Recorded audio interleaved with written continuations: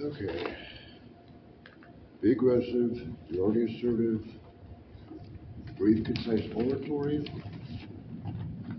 exude professionalism, and action. Fellow Americans,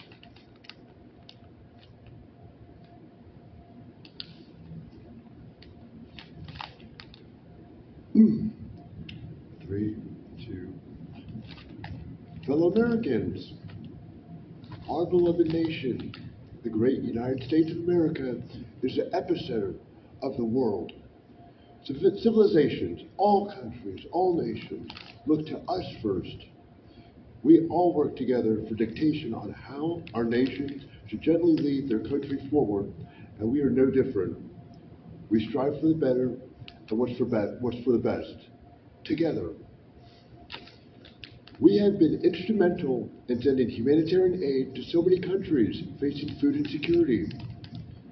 Our leading economy in agriculture, a breadbasket to the entire world, the feed of so very many around the globe. We are the figureheads of greatness, and with God by our side, may we keep it this way. We are still a young country, a growing country, and we must take these reins with impeccability, determination, decisiveness, willpower, teamwork, diligence, and dedication, together.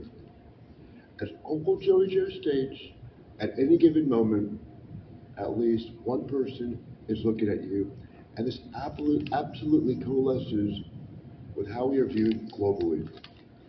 Standing tall, standing proud, giving it our all, fighting for justice, protecting human rights, protecting our rights for free speech, protecting the freedom of religion, and in protecting us from the freedom of fear.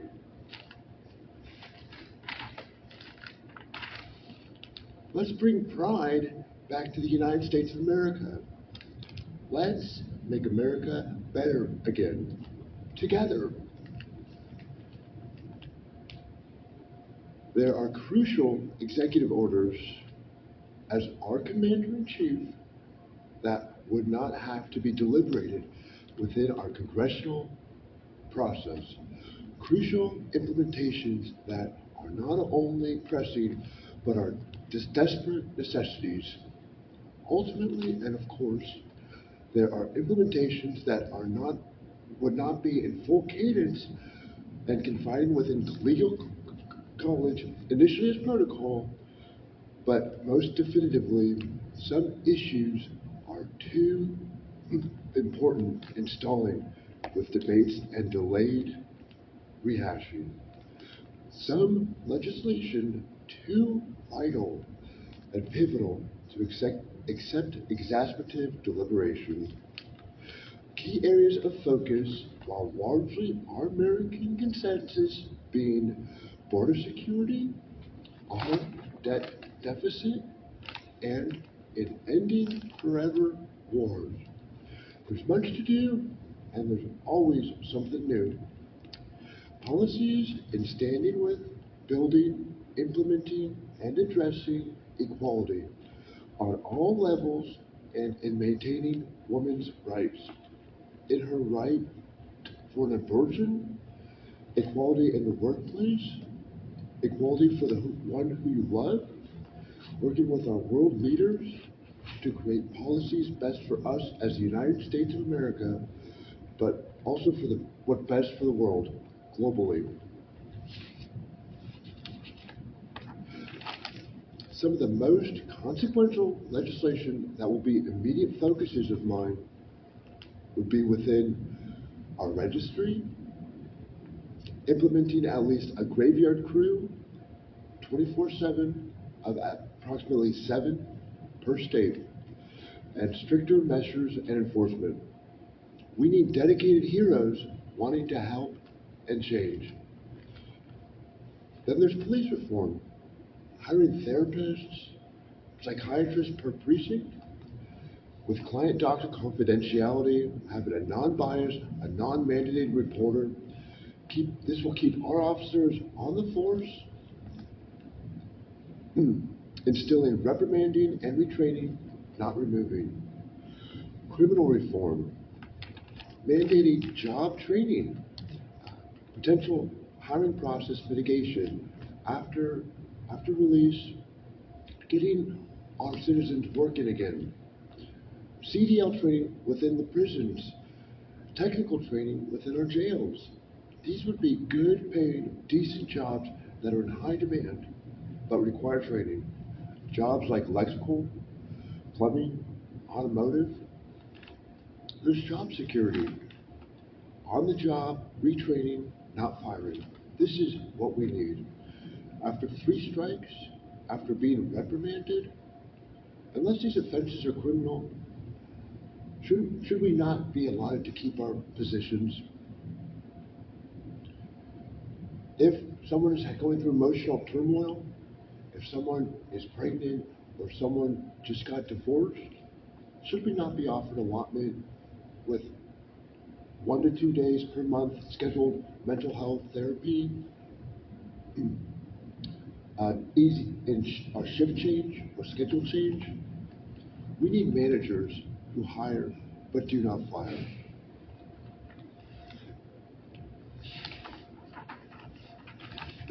Policing and detective reform, hiring law professionals per state to mitigate for a fair, equitable outcome of negligible recurring cases, recurring persons, recurring crimes prior to all or nothing offenses. This would be to aid, not to make life changes, not to make life decisions for people, but to aid the situation at hand. Border protection, immigration reform, refugee asylum reform. These are all pressing issues.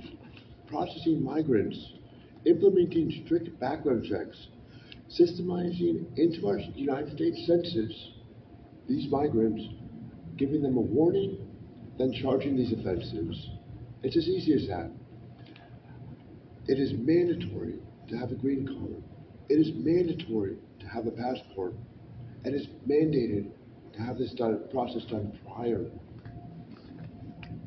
With a strict application process, with case management oversight, this would include 1-hour appointments per week, mandating 3 job applications per appointment. Every week, have these migrants turn in 3 job applications, and that would get the economy up and running. Everybody would be working. It'd be the best case scenario. But additionally, government subsidies, government supplemental housing, not being granted, not being offered, and until after a decade, 10 years, at the minimum. These governmental supplements are what we pay into our taxes for.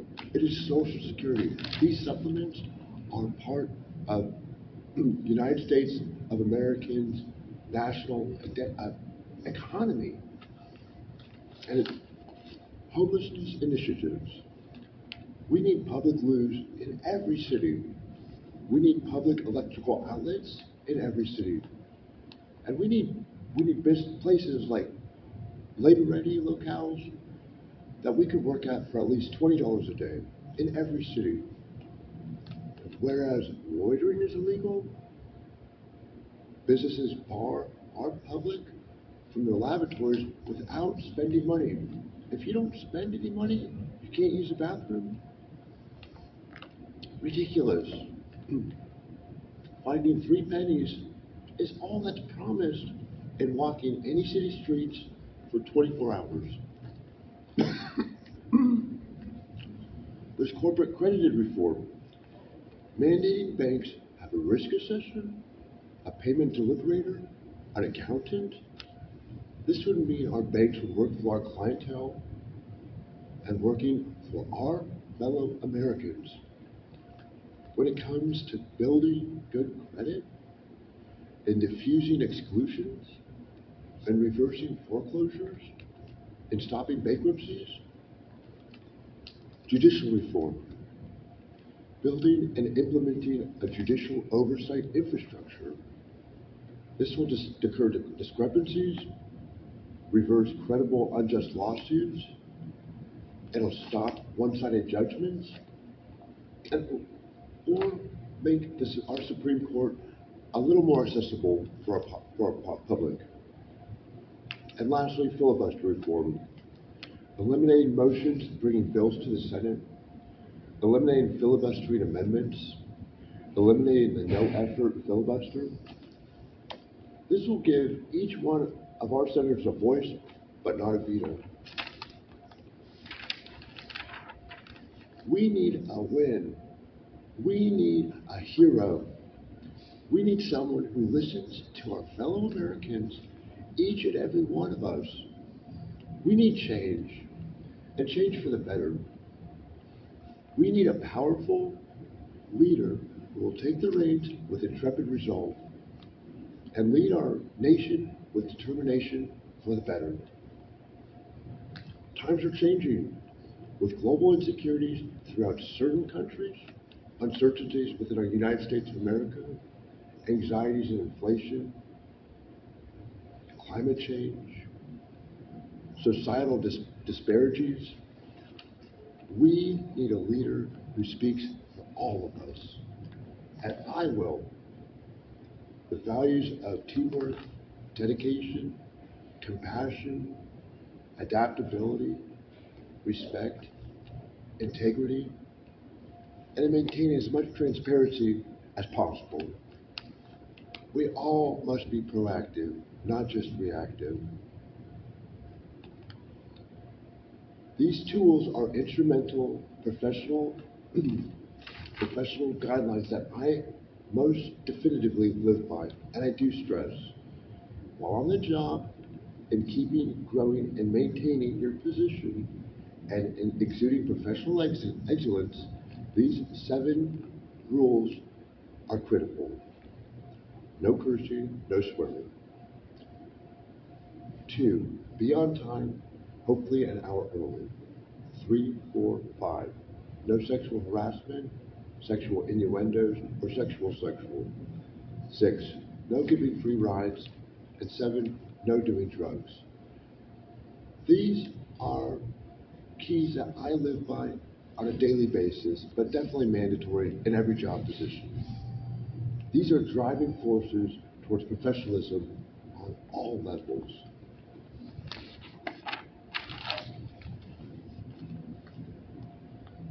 It is our nation's highest duty to serve our public, to keep us all safe, for us all to thrive, and in preserving our internal solidarity.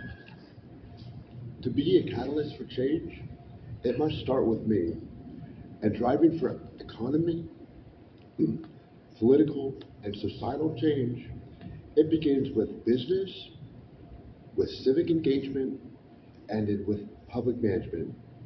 These are all crucial. Fighting inflation is a prerogative, a tall order that we must take on head first.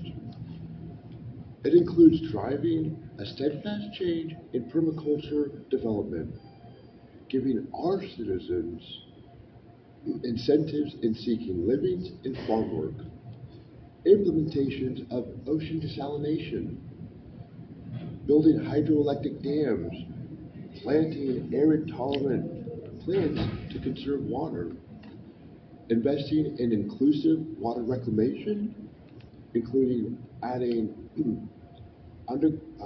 underground water cisterns and covering reservoirs with aqueducts, aquifers, lakes, and irrigation canals with carbon spheres to reduce the evaporation process, with strengthening a range over our agricultural industry.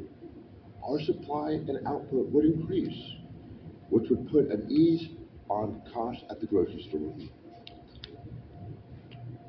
We must understand, with climate change, fossil fuel reduction is gravely consequential, a global issue that we all are working towards reducing. If at all possible, public transportation is a much greener option for our planet. If at all possible, thinking wisely on when and where before hopping in your vehicle. If at all possible, looking into rideshare options with, for your commute to work or with coworkers. Permitting oil drill sites will devastate our natural water resources.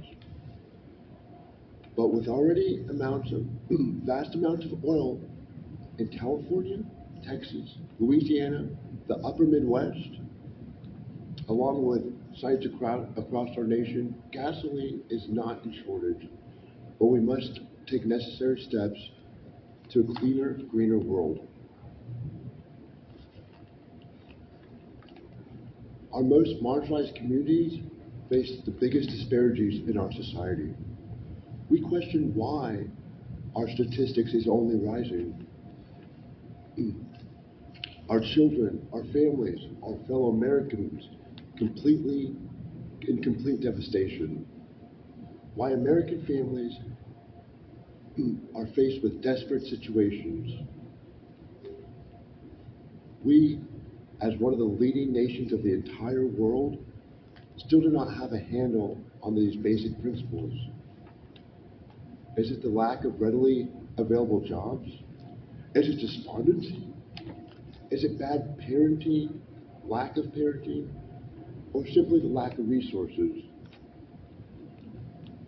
In conclusion, to conclude, this is what I'm going to leave y'all with. And this is the best piece of advice I've ever heard. And it was actually on the news from a football coach. He'd tell his team, if you're not chasing your dreams, you're sleepwalking through life. Have a beautiful night, America.